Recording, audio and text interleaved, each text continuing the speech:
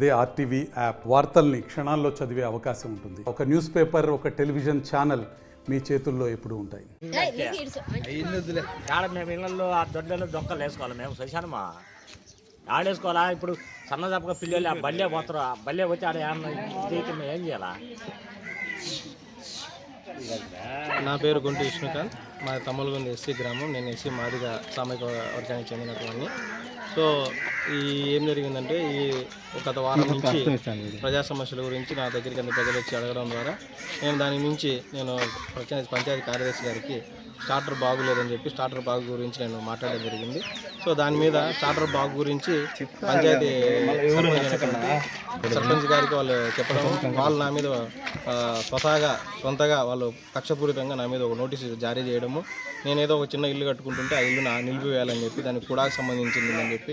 కుడా అనేది నాకు తెలిసిన నా పరిజ్ఞానం మేరకు కుడా అనేది ఒక అర్బన్ మున్సిపాలిటీకి సంబంధించింది. కానీ రూరల్ డెవలప్మెంట్కి ఎప్పుడు యాడ్ అయిందో నాకు తెలియదు. దానికి సంబంధించిన జీవోలు ఏమని మనం అడిగినాము అధికారులను వెళ్ళి.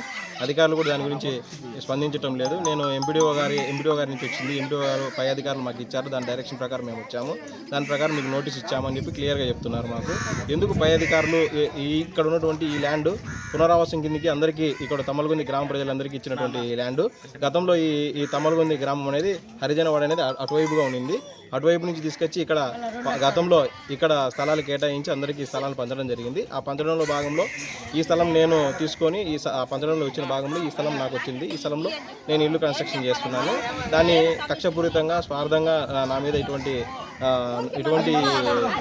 నోటీసులు అందించి ఇబ్బంది పెడుతున్నారు. ప్రజా సమస్యల గురించి మాట్లాడటమే తప్ప దళితులు మాట్లాడేదానికి అర్హత లేదా?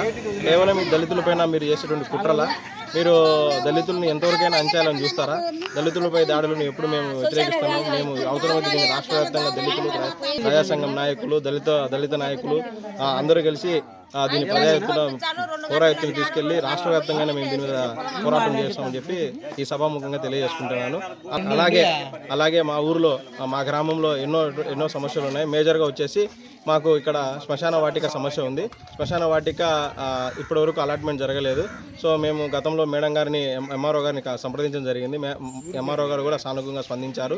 త్వరగా మాకు ఏదైతే ఉందో శ్మశాన వాటిక త్వరగా శాంక్షన్ చేయించి ఇక్కడ ఉన్నటువంటి మా గ్రామ ప్రజలు ఎవరు ఇబ్బంది పడకుండా వాళ్ళకు సానుకూలంగా ఉంటుందని చెప్పి నా యొక్క ఈ ఊరు వాడిగా నా యొక్క ఆకాంక్ష.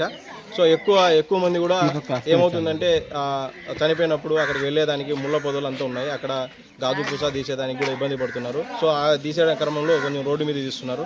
అదే దారిలో స్కూల్ ఉన్నది. ఆ స్కూల్లో వెళ్ళే పిల్లలకు ఈ మూఢనమ్మకాల ద్వారా పిల్లలు భయపడుతున్నారు. అంతరాలు వాటికి వెళ్తున్నారు.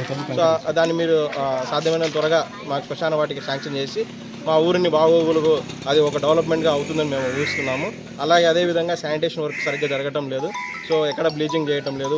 వాటర్ ఓవర్ఫ్లో అవుతుంది. ఓవర్ఫ్లోని కంట్రోల్ చేయటం లేదు.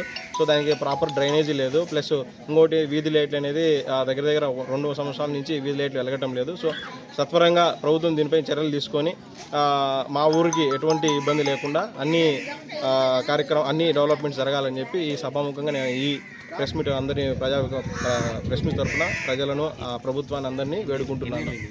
50 ఏళ్ళు ఏంటి సగం రోడ్ వేసిందా? ఏమది ఏమో తెలియదు.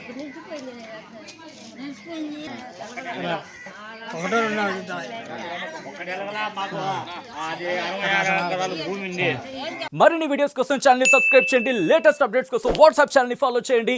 అండ్ లింక్ డిస్క్రిప్షన్ లో ఉంది.